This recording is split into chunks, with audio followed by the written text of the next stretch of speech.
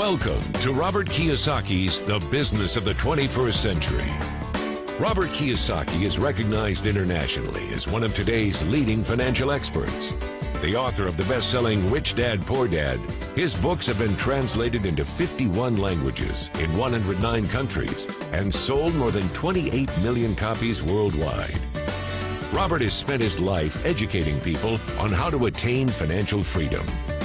Now, through this special video presentation, he explains why network marketing is indeed the business of the 21st century and how you can take advantage of its opportunities to create the life you desire. Hello, I'm Robert Kiyosaki. I'm the author of this book, Rich Dad, Poor Dad. I want to welcome you to the business of the 21st century. For those of you who may not be familiar with this book, it was published in 1997, a self-published book, and it went all around the world, and in 2000 it made the New York Times bestseller list. It was the only self-published book that made it. And at the same time, a woman named Oprah Winfrey called, and I went on her show to talk about Rich Dad, Poor Dad, and voila, suddenly I was a famous individual. So today this book has now sold approximately 25 million copies in 100 different countries and 50 different languages. So today, Rich Dad, Poor Dad is the #1 personal finance book ever written. So Rich Dad, Poor Dad is a very simple story of my two dads. My real dad was the head of education for the state of Hawaii. Great guy, PhD, like I said, head of education, smart guy, but he also ran for lieutenant governor of the state of Hawaii as a Republican. Unfortunately, he lost, and he ultimately died poor, so that's why I call him my poor dad. My rich dad, on the other hand, didn't finish school, but he ultimately became one of the richest men in Hawaii. So he was my best friend's father, and starting when I was just the age of 9, my rich dad began teaching me about money and business and why the rich are getting richer and why there's this big gap between the rich and everybody else today. So Rich Dad is a very simple, true story about two fathers, Rich Dad and Poor Dad, tell their two sons about money. And it was my poor dad always said, go to school, get a job, work hard, and all that stuff. And my rich dad says, you'll never get rich doing that. You'll never be a free man. So that's kind of the differences. But if I would show you a diagram of the differences here, is that in financial education, this is very simply the difference. Because there's no financial education in our school, most people do not understand financial statements. So this here is income, expense, assets, and liabilities. And the reason my poor dad was poor, it was very simple. Because he couldn't read a financial statement because he don't have financial education in school. He was financially illiterate, although a PhD. And my poor dad always said, our house is an asset. And my rich dad said, your father may be well educated, but he can't tell assets from liabilities. So very simply, my rich dad said to me, assets, whether you work or not, put money in your pocket. So when a banker looks at your financial statement, the banker looks at this and says, oh, you have assets and you're putting money in your pocket. And if you look at your house, it's really a liability because every month it takes money from your pocket. Now I can hear people say, well, it's, I don't have any debt on it, but still every month you have insurance, you have upkeep and expenses to it. So very simply, the reason I'm a rich man today was I knew the difference between assets and liabilities. And I get richer and richer because every year I add more assets to my balance sheet here. And so that's one of the biggest differences. And as my rich dad often said to me, he says, son, my banker has never asked me for my report card. My banker wants to see my financial statement because it's your financial statement that shows how high your financial IQ is. How smart are you with money? If you're very smart with money, the banker will give you as much money as you want because you know how to make money with money. If you're not very smart about money, all the banker will give you is a credit card and a home loan. So those are some of the differences between my rich dad and my poor dad. And if you stay tuned, you'll find out how you too can create assets instead of liabilities. Because if you're going to survive in the 21st century, you need more assets than liabilities. The next thing I want to cover with you is one of the most important lessons my rich dad gave me, and it was called the cash flow quadrant. And what my rich dad explained to me is that there's 4 people in business. One are E's, employees. S stands for small business, self-employed, or specialist. B stands for big business, and I stands for investor. And the thing of note here is that most people who go to school are programmed for the E and the S side. For example, it was my poor dad who always said to me, son, go to school so you can get a nice, safe, secure job. And so my poor dad wanted me to be an employee. And since the time I was a kid, get a safe, secure job, steady paycheck, and benefits. Okay? I didn't want to be an employee. And I said, Mom and Dad, I want to be a rich man. And I fight with my dad. So my mother finally said, son, if you want to be rich, my mother was a registered nurse. And she said, if you want to be rich, the richest people I know are doctors.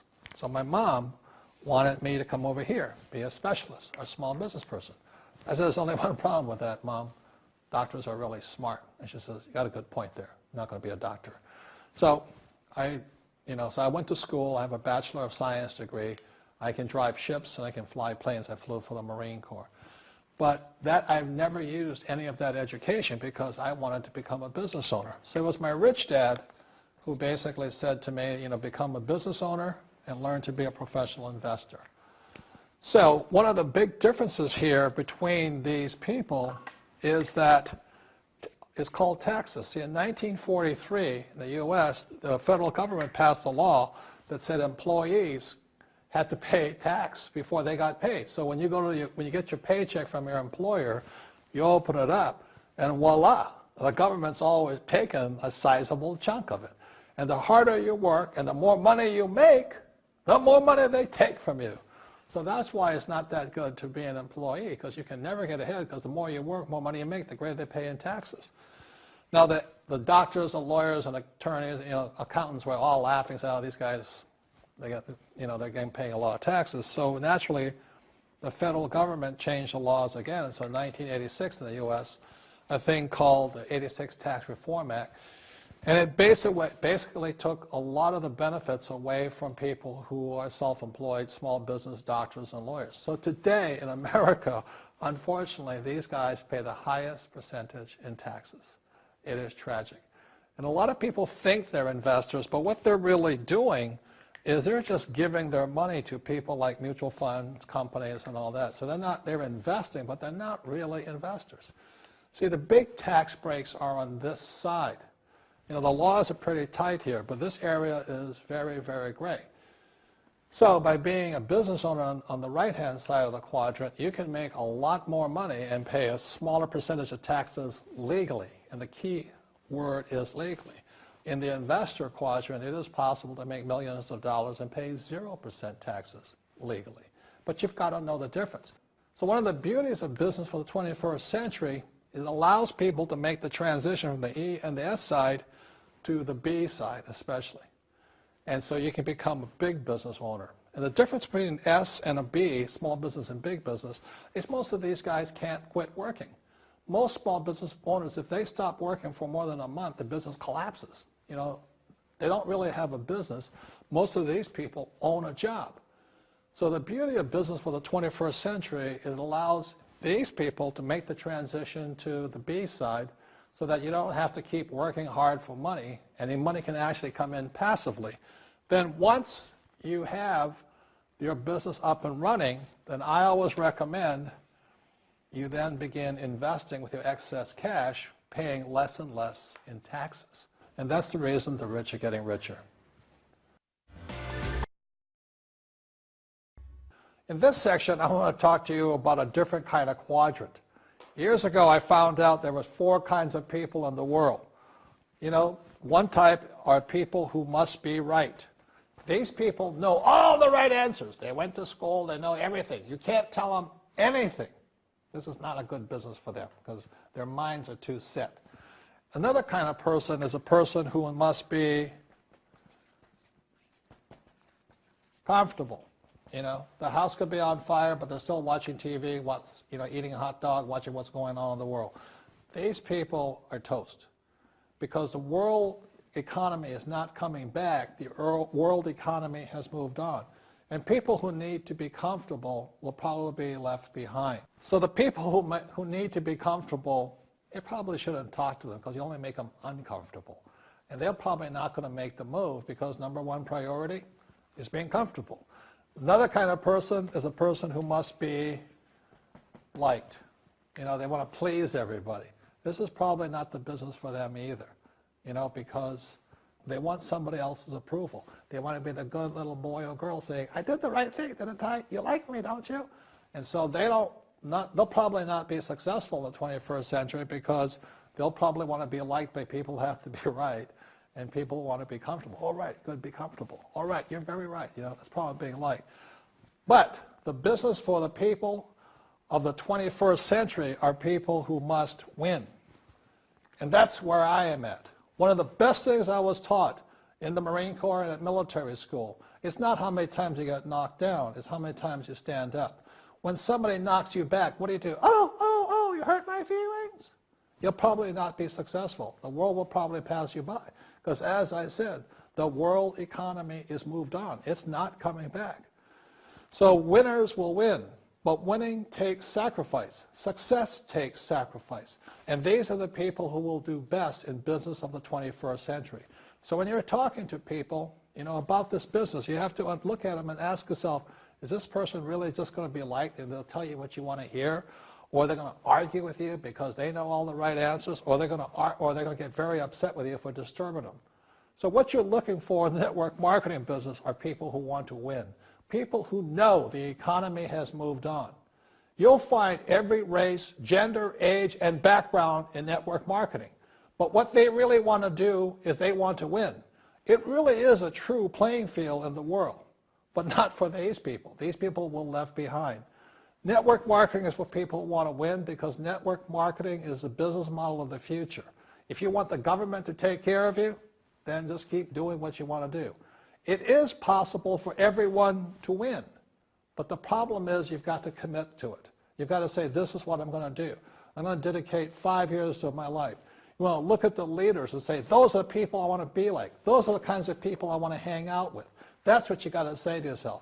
And I want to help other people do what I want to do and win in life. And that's why I support network marketing, because it really is the business for the 21st century. As an entrepreneur, I have built many businesses from scratch. And as some of you know, a lot of them crashed also. Statistics show that most new businesses fail within the first 5 years, 90% in fact. And of the 10% that survive, the remaining 10% crash in the second 5 years. So in other words, most are gone in 10 years. So I've looked at many different models, and one that stands out for me is network marketing. And the reason for that, it takes very little upfront cash. It has low overhead. You can do it part-time. It means keep your daytime job, but do this part-time. And once the business is up and running, it can generate enough income so that you can move from the left side to the right side of the quadrant. So let me tell you about my introduction to network marketing, because I had a very closed mind to it. Since I can build my own businesses, I said, why do I need a network marketing business? But about 15 years ago, I have a good friend, his name is Bill, and this guy is the best real estate investor I know. He has tons of assets in here. So I said, Bill, why did you start a network marketing business? And his answer was very simple. He says, it's my way of helping people. But more importantly, he says, the reason most people can't invest in real estate is because they don't have a business. They don't make enough money simply because taxes, debt, inflation, and retirement savings are killing them. They cannot even invest. So my friend Bill, who is a professional real estate entrepreneur, he says, I started a network marketing business so the people that worked with me could start their own business and then invest money with him. So with that, I realized then that network marketing wasn't about making money, but it was about helping people to help other people make money so they become financially free. So the beauty of network marketing, I said, like it's very low entry point, doesn't take much money, you can do it part-time. And where you profit is in most big corporations is they spend millions, sometimes billions of dollars in advertising. So rather than give that money to advertisers, network marketing depends on building a network. It's called word of mouth, like you recommend a movie to a best friend. So really, the reason I support network marketing, because it's not about selling. It's about people helping people build assets in the asset columns, becoming business owners, and then becoming investors, rather than going through all of this here, which most E's and S's go through.